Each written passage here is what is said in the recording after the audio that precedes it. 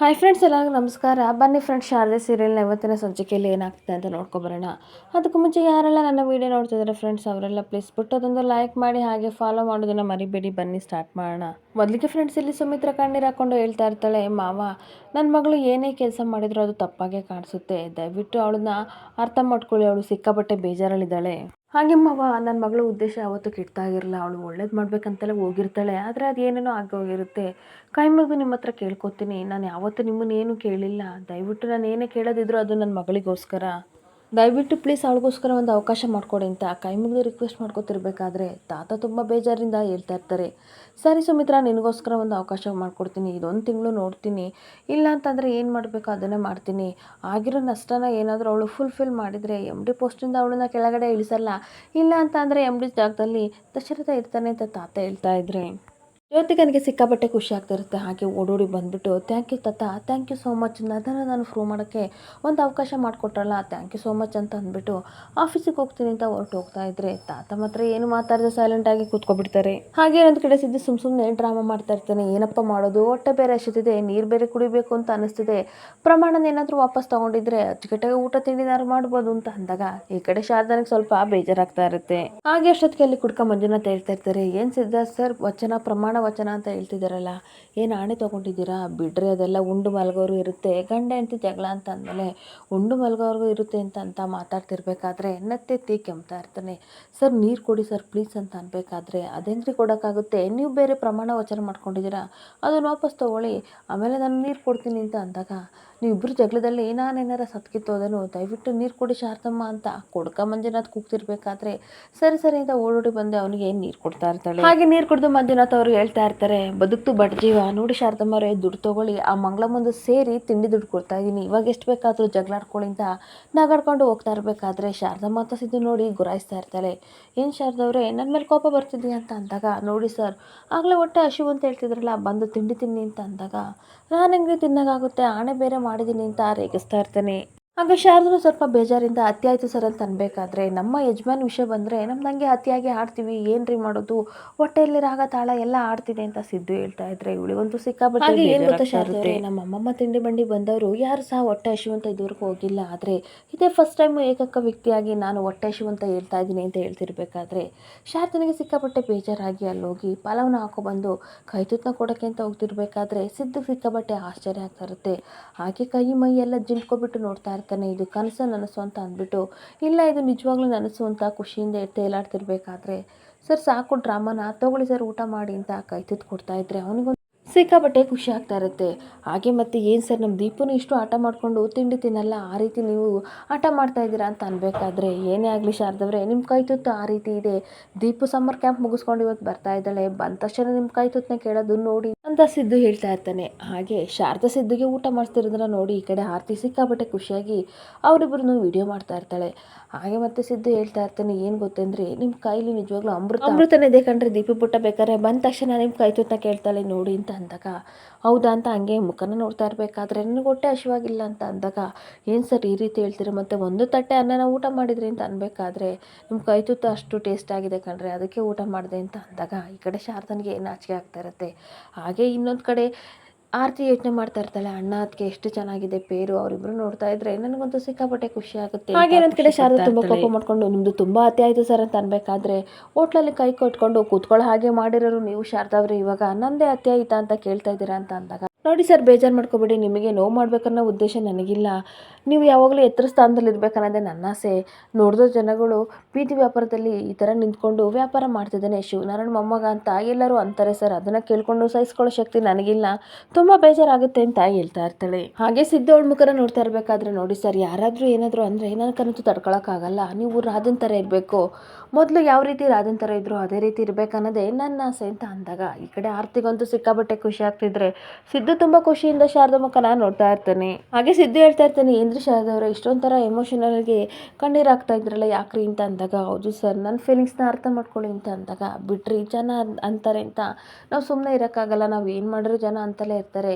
ಯಾವಾಗೆಲ್ಲವ ತಾತನ ಆಸ್ತಿ ಇದೆ ಬಿಸ್ನೆಸ್ ಮಾಡೋದೇನು ದೊಡ್ಡ ವಿಷಯನ ಅಂತ ಆಡ್ಕೋತಾ ಇದ್ರು, ಇವಾಗ ಇಲ್ಲಿ ಇಡ್ಲಿ ಮಾಡ್ತಾ ಇದ್ದೀನಿ ಇದನ್ನ ನೋಡಿ ಜನ ಆಡ್ಕೋತಾರೆ, ನೋಡ್ರಿ ಲೈಫಲ್ಲಿ ಆಡ್ಕೊಳ್ಳೋರು ಇದ್ದೇ ಇರ್ತಾರೆ, ಅವ್ರಿಗೆಲ್ಲ ಐ ಡೋಂಟ್ ಕೇರ್ ಅಂತ ಹೇಳಿ ಜೀವನದಲ್ಲಿ ಮುಂದೆ ಬರೋದನ್ನ ಕಲಿಬೇಕು ಕಣ್ರಿ ಅಂತ ಬುದ್ಧಿವಾದ ಹೇಳ್ತಾ ಇರ್ತೀನಿ. ಹಾಗೆ ನೋಡಿ ಶಾರದವ್ರೆ, ನನಗಿನ್ನೂ ಪರಿಸ್ಥಿತಿ ತುಂಬ ಚೆನ್ನಾಗಿದೆ, ನಿಜವಾಗ್ಲೂ ಚೆನ್ನಾಗಿದೆ. ಅದಕ್ಕೆ ಕಾರಣ ನೀವು ಆಯಿತಾ. ಇದಕ್ಕೋಸ್ಕರ ನೀವು ಪಶ್ಚಾತ್ತಾಪ ಪಡಬೇಡ್ರಿ. ಇದಕ್ಕೆ ನಿಜವಾಗ್ಲೂ ತುಂಬ ಬೇಜಾರಾಗುತ್ತೆ. ಯಾಕ್ರಿ ಇಷ್ಟಕ್ಕೆಲ್ಲ ಪಶ್ಚಾತ್ತಾಪ ಪಡ್ತೀರಾ ಅಂತ ಹೇಳ್ತಿರ್ಬೇಕಾದ್ರೆ ಅವರೆಲ್ಲ ಮಾತಾಡೋದನ್ನ ಅಷ್ಟೇ ತನಕ ಆರತಿ ವಿಡಿಯೋ ಮಾಡಿಬಿಟ್ಟು ಕೆಮ್ತಾ ಇರ್ತಾಳೆ. ಆರತಿ ಬಂದರೆ ನೋಡಿ ಇವರಿಬ್ಬರಿಗೂ ಸಿಕ್ಕಾಬಟ್ಟೆ ಖುಷಿ ಆಗ್ತಿರುತ್ತೆ. ಹಂಗೆ ಆರತಿ ಹೇಳ್ತಾ ಇರ್ತಾಳೆ, ನಾನೇ ದೊಡ್ಡ ಗೆಸ್ಟು ಬಂದಿರೋದು ಅಂತ ಅಂದ್ಬಿಟ್ಟು. ಆರತಿ ಇವಾಗ ಬಂದ್ಯಾ ಅಂತ ಸಿದ್ದು ಕೇಳ್ತಿರ್ಬೇಕಾದ್ರೆ ಹೌದು ಏನೋ ಕೈತುತ್ತು ಪ್ರಸಾರ ನಡೀತಿದೆ ಅಂತ ಅಂದಾಗ ಶಾರದಾ ನಾಚಿಕೆಯಿಂದ ನಿಂತಿರ್ಬೇಕಾದ್ರೆ ಅದಕ್ಕೆ ನೀವು ಕೈತುತ್ತು ಅಣ್ಣನಿಗೆ ಕೊಡ್ತಿದ್ದನ್ನು ವಿಡಿಯೋ ಮಾಡಿದ್ದೀನಿ, ಇದನ್ನೇನಾದರೂ ಸೋಷಿಯಲ್ ಮೀಡಿಯಾಗೆ ಅಪ್ಲೈ ಮಾಡಿದೆ ಮಿಲಿಯನ್ ಗಟ್ಟಲೆ ವ್ಯೂಸ್ ಬರುತ್ತೆ ಅಂತ ಅಂದಾಗ ಅಯ್ಯೋ ಆ ರೀತಿ ಎಲ್ಲ ಮಾಡಬೇಡ. ಏನು ಅಂತಂದರೆ ಪ್ರೀತಿ ಇರೋದು ಹಂಚ್ಕೊಳ್ಳೋಕ್ಕೆ ಹೊರತು ಪ್ರಸಾರ ಮಾಡೋಕ್ಕಲ್ಲ ಅಂತ ಸಿದ್ದು ಹೇಳ್ತಿರ್ಬೇಕಾದ್ರೆ ಮಾತಂದ್ರೆ ಮಾತಣ್ಣ ಅಂತ ಆರತಿ ಹೇಳ್ತಾ ಇರ್ತಾಳೆ. ಹಾಗೆ ಅಣ್ಣ ಮಾತಂದ್ರೆ ಮಾತು ಏನು ಗೊತ್ತಾ, ನಾನು ಸೋಷಿಯಲ್ ಮೀಡಿಯಾ ಅಂದಾಗ ಒಂದು ನೆನಪಾಯ್ತು. ಇಲ್ಲಿ ನೋಡೋಣ, ಒಂದು ರೆಸ್ಟೋರೆಂಟು ಈ ಥರ ಸೇಲಿಗೆ ಬಂದಿದೆ, 10% ನಾವು ಕಟ್ಟಿದ್ರು ಸಹ ಇನ್ಸ್ಟಾಲ್ಮೆಂಟಲ್ಲಿ ಕಟ್ಟಕ್ಕೆ ಅವಕಾಶ ಮಾಡಿಕೊಡ್ತಾರೆ, ಯಾಕೆ ನೀವು ಇದನ್ನು ತೊಗೋಬೋದು ಅಂತ ಕೇಳ್ತಾ ಇರ್ತಾಳೆ. ಹಾಗೆ ಆರತಿ ಈ ಮಾತನ್ನ ಕೇಳ್ಕೊಂಡು ಎಲ್ಲರೂ ಖುಷಿ ಆಗ್ತಿರ್ಬೇಕಾದ್ರೆ ಶಾರದಾ ಅದಕ್ಕೆ ಸಿಕ್ಕಾಪಟ್ಟೆ ದುಡ್ಡು ಕಟ್ಟಬೇಕಲ್ವಾ ಅಂತ ಅಂದಾಗ ಹೌದು, ಆದರೆ ಒನ್ ಟೈಮ್ ಕಟ್ಟಬೇಕು, ಆದರೆ ನೆಕ್ಸ್ಟ್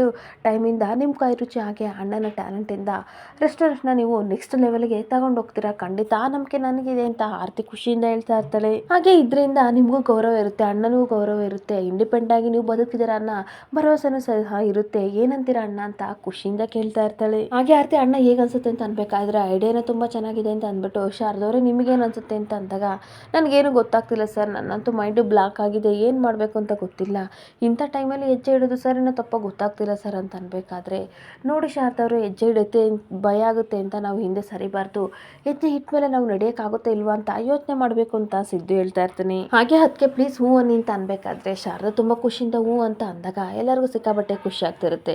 ಆಗ ಸಿದ್ದು ಹೇಳ್ತಾ ಇರ್ತಾನೆ, ಥ್ಯಾಂಕ್ಸ್ ಆರತಿ, ಸರಿಯಾದ ಟೈಮಿಗೆ ಬಂದು ನನ್ನನ್ನು ಎತ್ತರ ಸ್ಥಾನಕ್ಕೆ ಹೋಗೋಕ್ಕೆ ಒಂದು ಐಡಿಯಾನ ಕೊಟ್ಟೆ, ಇಲ್ಲ ಅಂತಂದರೆ ಇವರು ಇನ್ನೊಂದು ಅವರು ಲೆಕ್ಚರ್ ಕೊಡ್ತಿದ್ರು ಅಂತ ಅಂದಾಗ ಶಾರದಾ ನಗಾಡ್ತಾ ಇರ್ತಾಳೆ. ಹಾಗೆ ಅಂತ ಕಡೆ ರೂಮಲ್ಲಿ ಜ್ಯೋತಿಕಾ ಬೇಜಾರಿಂದ ಕೂತಿರ್ಬೇಕಾದ್ರೆ ಊಟ ಹಾಕೊಂಡು ಸುಮಿತ್ರಾ ರೂಮಿಗೆ ಬರ್ತಾಳೆ. ಬಂಗಾರ ಊಟ ಮಾಡು, ಯಾಕೆ ಅಶ್ವಿಂದ ಇದೆಯಾ ಅಂತ ಅಂದಾಗ ನನಗೆ ಊಟ ಬೇಡಮಮ್ಮ ಅಂತ ಅಂದಾಗ ಯಾಕೆ ಬಂಗಾರ, ನಿನಗೆ ಕೋಪ ಇದ್ರೆ ನನ್ನ ಮೇಲೆ ತೋರಿಸ್ಕೊ, ಅದನ್ನ ಬಿಟ್ಬಿಟ್ಟು ಊಟ ಮೇಲೆ ಈ ರೀತಿ ಮಾಡಬೇಡ, ನೀನು ಊಟ ಮಾಡಲಿಲ್ಲ ಅಂತಂದರೆ ನಾನು ಮಾಡಲ್ಲ ಅಂತ ಸುಮಿತ್ರಾ ಹೇಳ್ತಿರ್ಬೇಕಾದ್ರೆ ಅಮ್ಮ ಪ್ಲೀಸ್ ಈ ರೀತಿ ಆಟ ಮಾಡಬೇಡಿ, ನನಗೆ ನಿಜವಾಗ್ಲೂ ಹಸಿವಿಲ್ಲ ಹಾಗೆ ಮನಸ್ಸು ಇಲ್ಲ ಅಂತ ಅಂದಾಗ ಯಾಕೆ ಬಂಗಾರ ಈ ರೀತಿ ಹೇಳ್ತೀಯಾ, ನಾನು ಕೂಡ ಕೈತುತ್ತಂದ್ರೆ ನಿನಗೆ ತುಂಬ ಇಷ್ಟ ಅಲ್ವಾ, ಕೈತುತ್ತಾದರೂ ತಗೋ ಅಂತ ಸುಮಿತ್ರಾ ಹೇಳ್ತಾ ಇರ್ತಾಳೆ. ಕೈತುತ್ತು ಕೊಡೋಕೆ ಅಂತ ಹೋಗ್ತಾ ಇರಬೇಕಾದ್ರೆ ಸುಮಿತ್ರಾ ಕೈನ ದೂಕಿದ ತಕ್ಷಣ ಅವಳಿಗೆ ಸಿಕ್ಕಾಪಟ್ಟೆ ಬೇಜಾರಾಗ್ತಿರುತ್ತೆ. ಆದರೂ ಸಹ ಸ್ವಲ್ಪ ಸಮಾಧಾನ ಮಾಡಿಕೊಂಡು ನೋಡು ಪುಟಾಣಿ, ನಿನ್ನ ನೋವು ಏನು ಅನ್ನೋದು ನನಗೆ ತುಂಬ ಚೆನ್ನಾಗಿ ಅರ್ಥ ಆಗುತ್ತೆ, ಆದರೆ ತಾಯಿಯಾಗಿ ನನ್ನ ಕೈಲಿ ಏನು ಮಾಡೋಕ್ಕಾಗ್ತಿಲ್ಲ ಕಣು ಅಂತ ಹೇಳ್ತಾ ಇರ್ತಾಳೆ. ಹಾಗೆ ಜ್ಯೋತಿಕಾ ಬೇಗ ಬೇಕು ಅಂತ ಮತ್ತೆ ನಾಟಕ ಶುರು ಮಾಡ್ತಾ ಇರ್ತಾಳೆ. ನೋಡಿ ಮಮ್ಮ, ಎಲ್ಲರಿಗೂ ನನ್ನ ಕೋಪ ಮಾತ್ರ ಕಾಣುತ್ತೆ, ಆದರೆ ನನ್ನ ಒಳಗಡೆ ಮನಸ್ಸು ಯಾವ ರೀತಿ ಅನ್ನೋದು ನಿಮಗೆ ಮಾತ್ರ ಅರ್ಥ ಆಗುತ್ತೆ ಅಲ್ವಾ ಅಮ್ಮ ಅಂತ ಕೇಳ್ತಾ ಇರ್ತಾಳೆ. ಸುಮಿತ್ರನು ಸಹ ನನಗೆಲ್ಲ ನಿನ್ನ ಕಷ್ಟ ಅರ್ಥ ಆಗುತ್ತೆ ಮಗಳೇ ಅಂತ ಅಂದಾಗ ಸುಮಿತ್ರನ ತೊಡೆ ಮೇಲೆ ಮಲಗಿಬಿಟ್ಟು ಕಣ್ಣೀರು ಹಾಕ್ತಾ ಇರ್ತಾಳೆ. ಮಮ್ಮ, ಈ ಕಂಪ್ನಿಗೋಸ್ಕರ ನಾನು ಎಷ್ಟು ದುಡ್ದಿದ್ದೀನಿ ಅಲ್ವಾ, ಹಗಲು ರಾತ್ರಿ ದುಡಿದೀನಿ, ಎಷ್ಟೋ ದಿನ ಊಟ ಮಾಡಿಲ್ಲ, ಬ್ರೇಕ್ಫಾಸ್ಟ್ ತಿಂದಿಲ್ಲ, ಆ ರೀತಿ ದುಡಿದಿದ್ದೀನಿ. ಹಾಗೆ ಒಂದೊಂದು ದಿನ ನಾನು ಮಲಗೋದು 2 ಗಂಟೆ ಆಗ್ತಿತ್ತು, ಫೈಲೆಲ್ಲ ಅಪ್ಡೇಟ್ ಆಗ್ದಲೇ ನಾನು ಮಲಗ್ತಾ ಇರಲಿಲ್ಲ, ಬೆಳಗ್ಗೆ ಎದ್ದು ಬೇರೆ ಆಫೀಸಿಗೆ ಬೇರೆ ಬಿಕ್ಕಿದ ಕೆಲಸ ಎಲ್ಲ ಮಾಡೋಕೆ ಹೋಗ್ತಾ ಇದ್ದೆ ಮಮ್ಮ. ಹಾಗೆ ಇಷ್ಟೊತ್ತಿನಲ್ಲಿ ಆಫೀಸಲ್ಲಿ ಕರೆದು ಸಹ ಹೋಗ್ತಾ ಇರ್ತೀನಿ, ಯಾಕೆ ಗೊತ್ತಾ ಹೋಗೋದು, ನಾನು ಡ್ಯಾಡ್ಗೆ ಪ್ರೆಜರ್ ಕೊಡಬಾರ್ದು, ಅವರಿಗೆ ಈ ವಯಸ್ಸಿನಲ್ಲಿ ಆರಾಮಾಗಿರಲಿ, ಅವ್ರು ಅಚ್ಚುಕಟ್ಟಾಗಿರಲಿ ಅನ್ನೋ ಆಸೆಗೋಸ್ಕರ ನಾನು ಇಂಥ ಕೆಲಸ ಎಲ್ಲ ಮಾಡ್ತೀನಿ, ಆದರೂ ಯಾರು ಅರ್ಥ ಮಾಡ್ಕೊಳ್ಳಲ್ಲ ಅಂತ ಅಂದಾಗ ಸುಮಿತ್ರಾ ಕಣ್ಣೀರು ಹಾಕ್ತಾ ಇರ್ತಾಳೆ. ಹಾಗೆ ಜೊತೆಗೆ ಕಣ್ಣೀರು ಹಾಕೊಂಡು ಹೇಳ್ತಾ ಇರ್ತಾಳೆ, ಇಷ್ಟೆಲ್ಲ ಕಷ್ಟಪಡ್ತೀನಿ, ಬಿಸ್ನೆಸ್ ಒಳ್ಳೇದಾಗ್ಲಿ ಅಂತಲೇ ಮಾಡಿದ್ದು, ಆದರೆ ಲಾಸ್ ಆಯಿತು, ಏನು ಮಾಡಲಿ, ನನಗೂ ಸ್ವಲ್ಪ ಟೈಮ್ ಬೇಕಲ್ವಾ ಅಂತ ಕೇಳ್ತಾ ಇರ್ತಾಳೆ.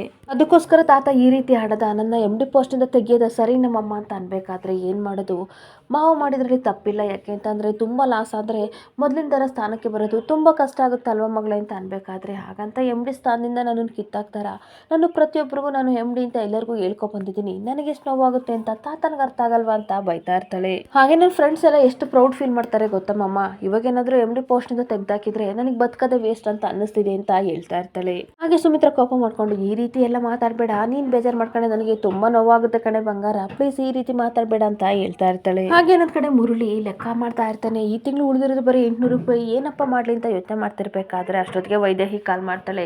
ಇವಳೊಬ್ಳು ಇವಾಗಲೇ ಕಾಲ್ ಮಾಡ್ತಿದ್ದಾಳಲ್ಲ, ಮಗಳನ್ನ ಮದುವೆ ಮಾಡುವಂಥ ತುದಿಗಾಲಲ್ಲಿ ಕೂತಿದ್ದಾಳೆ, ಹೇಗಾದರೂ ಮಾಡಿ ವಿಮಲನಿಗೆ ಒಪ್ಪಿಸಿ ಮದುವೆ ಮಾಡಲೇಬೇಕು ಅಂತ ಯೋಚನೆ ಮಾಡ್ಕೊಂಡು ಬರ್ತಾ ಇರಬೇಕಾದ್ರೆ ದೇವ್ರ ಮನೆ ಹತ್ರ ನೋಡ್ತಾನೆ. ದೇವ್ರ ಮನೆಗೆ ಈ ಕಡೆ ಸುಮಿತ್ರಾ ದೇವರಿಗೆ ಅಂತ ಮಲ್ಲಿಗೆ ಹಾಕಿರ್ಬೇಕಾದ್ರೆ ಅದನ್ನೇ ಎತ್ಕೊಂಡು ತುಂಬ ಖುಷಿಯಿಂದ ಮಾತಾಡಿ ಮಲ್ಲಿಗೆ ನಾನು ಹೆಂಡತಿ ಅಂತ ಮಾತಾಡು ಅಂತ ಹತ್ರ ಬರ್ತಿರ್ಬೇಕಾದ್ರೆ ಈ ಕಡೆ ವಿಮಲ ಯಾರ ಹತ್ರನೋ ಫೋನಲ್ಲಿ ಮಾತಾಡ್ತಾ ಇರ್ತಾಳೆ. ಹಾಗೆ ವಿಮ್ಮು ನಿನಗೆ ಪ್ರೀತಿಯಿಂದ ಏನು ತಂದಿನಿ ನೋಡು, ನಿನಗೋಸ್ಕರ ಮಾಡಿಸ್ಲಾ ಅಂತ ಅನ್ಬೇಕಾದ್ರೆ ಏನ್ರಿ ಮಲ್ಲಿಗೆ ಹೂ ತಂದಿದ್ದೀರಾ, ಯಾಕ್ರಿ ವಿಮ್ಮು ಅಂತ ಕರಿತೀರಾ, ಪ್ರೀತಿಯಿಂದ ವಿಮಲ ಅಂತ ಕರೀರಿ ಅಂತ ಅಂದಾಗ ನೀನು ಮಲ್ಲಿಗೆ ಹೂ ಮಾಡ್ಸೋಕ್ಕೆ ಪರ್ಮಿಷನ್ ಕೊಟ್ಟರೆ ವಿಮಲ ಅಂತ ಕರಿತೀನಿ ಅಂತ ಅಂದ್ಬಿಟ್ಟು ಪ್ರೀತಿಯಿಂದ ಮುರುಳಿ ಮಲ್ಲಿಗೆವನ್ನ ಮಡಿಸ್ಬಿಟ್ಟು ನನ್ನ ಬಂಗಾರ ನನ್ನ ಅದೃಷ್ಟ ಕಣೆ ಅಂತ ನಾಟಕ ಮಾಡ್ತಾ ಇರಬೇಕಾದ್ರೆ ಕಣ್ಣೀರಾಗ್ತಾ ಇರ್ತಾಳೆ. ಯಾಕೆ ವಿಮಲ ಕಣ್ಣೀರಾಗ್ತಿದ್ಯಾ ಅಂತ ಅನ್ಬೇಕಾದ್ರೆ ಇವಾಗೊಂದು ವಿಡಿಯೋ ನೋಡಿದೆ ಕಣ್ರಿ, ಹೆಂಡತಿ ಕೈಲಿ ಏನೂ ಆಗಲ್ಲ ಅಂತ ಗೊತ್ತಾದ್ಮೇಲೆ ಅವಳನ್ನ ಬಿಟ್ಟು ಯಾರೋ ಒಬ್ಬ ಹುಡುಗ ಈ ಥರ ಮದುವೆ ಆಗಿದಾರಲ್ಲ, ಈ ಥರ ಗಂಡಸರು ಮಾಡಿದ್ರೆ ಸರಿನಾ ಅಂತ ಅಂದಾಗ ಈ ಕಡೆ ಮುರಳಿಗೆ ಸಿಕ್ಕಾಪಟ್ಟೆ ಶಾಕ್ ಆಗ್ತಾ ಇರುತ್ತೆ. ಹುಡುಗಿ ಕೈಗೆ ಒಂದು ಮಗುನ ಕೊಟ್ಟಿದ್ದಾನಲ್ಲ, ಅವನು ಎಷ್ಟು ನೀಚ ಇರ್ಬೋದು ಅಲ್ವೇನ್ರಿ ಅಂತ ಅಂದಾಗ ಅವನಿಗಂತೂ ಸಿಕ್ಕಾಪಟ್ಟೆ ಶಾಕ್ ಆಗಿ ವಿಮಲ ಮುಖನ ನೋಡ್ತಾ ಇರ್ತಾನೆ. ಹಾಗೇನಂತ ಕಡೆ ಮತ್ತೆ ಸುಮಿತ್ರಾ ಜ್ಯೋತಿಕನ್ಗೆ ಸಮಾಧಾನ ಮಾಡ್ತಿರ್ಬೇಕಾದ್ರೆ ಅಲ್ಲಿಗೆ ದಶರಥ ಬರ್ತಾನೆ.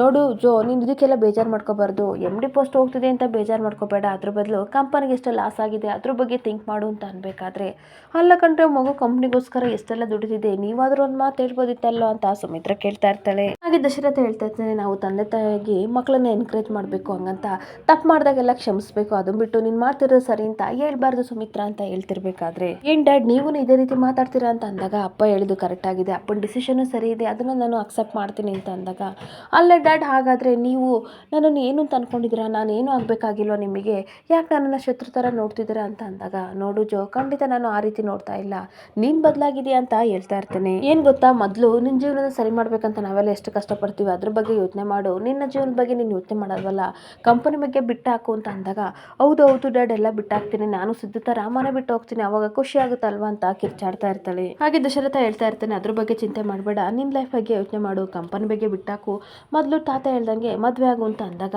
ಏನು ಡ್ಯಾಡ್ ಯಾವಾಗಲೂ ಮದುವೆ ಅಂತ ಹೇಳ್ತೀರಾ ಅಂತ ಅಂದಾಗ, ಹೌದು ಸಿದ್ಧನ ನೀನು ಪ್ರೀತಿಸಿದಂತೂ ನಿಜ, ಈಗ ಶಾರದಾನ ಮದುವೆಗೆ ಹೋಗಿದ್ದಾನೆ ಅಂತ ಅಂದಮೇಲೆ ಅದನ್ನೇ ಕೋಪ ಮಾಡ್ಕೊಂಡು ಮನಸ್ಸಲ್ಲಿ ಇಟ್ಕೊಂಡು ದ್ವೇಷ ಕಟ್ಕೊಳ್ಳೋದು ತಪ್ಪಲ್ವಾ, ಮೊದಲು ಮದುವೆ ಆಗಿ ನಿನ್ನ ಲೈಫ್ನ ನೋಡ್ಕೊ ಅಂತ ಅಂದಾಗ, ಏನು ಡ್ಯಾಡ್ ಈ ರೀತಿ ಹೇಳ್ತಿದ್ದೀರಾ ಅಂತ ಕಿರ್ಚಾಡ್ತಾ ಇರ್ತಾಳೆ. ಹಾಗೆ ಸುಮಿತ್ರಾ, ನಿಮ್ಮ ಅಪ್ಪ ಹೇಳೋದು ಕರೆಕ್ಟ್ ಆಗಿದೆ ಅಂತ ಅಂದ್ಬಿಟ್ಟು, ಬಿಸಿ ಆರೋಕ್ಕೂ ಮುಂಚೆ ಊಟ ಮಾಡು, ಹಾಗೆ ವಯಸ್ಸಿರೋಕ್ಕೂ ಮುಂಚೆ ಮದುವೆ ಆಗಬೇಕು, ಇಲ್ಲ ಅಂತಂದರೆ ಜೀವನದಲ್ಲಿ ಎರಡು ಸಿಗಲ್ಲ ಅಂತ ಕೈಗೆ ತಟ್ಟೆ ಕೊಟ್ಟು ಹೋಗ್ತಾ ಇದ್ರೆ ಇವಳಿಗೆ ಸಿಕ್ಕಾಪಟ್ಟೆ ಕೋಪ ಬರ್ತಾ ಇರುತ್ತೆ. ನಾನೇನೇ ಮಾಡೋಕೆ ಹೋದ್ರೂ ಸಹ ನೀವು ಮದ್ದಕ್ಕೆ ಅಡ್ಡಗಾಲಾಗಿ ಬರ್ತೀರಾ, ನನ್ನ ಅಂಡರ್ ಎಸ್ಟಿಮೇಟ್ ಮಾಡ್ತಾ ಇರಾ, ದಿಸ್ ಈಸ್ ನಾಟ್ ಫೇರ್ ಅಂತ ಕೋಪ ಮಾಡ್ಕೊಂಡು ಕೂತ್ಕೋತಾಳೆ. ಇಲ್ಲಿಗೆ ಸಂಜೆಗೆ ಎಂಡ್ ಆಗ್ತಿದೆ. ಈ ವಿಡಿಯೋ ಇಷ್ಟ ಆದರೆ ಪುಟ್ಟದೊಂದು ಲೈಕ್ ಮಾಡಿ, ಫಾಲೋ ಮಾಡಿ. Thank you.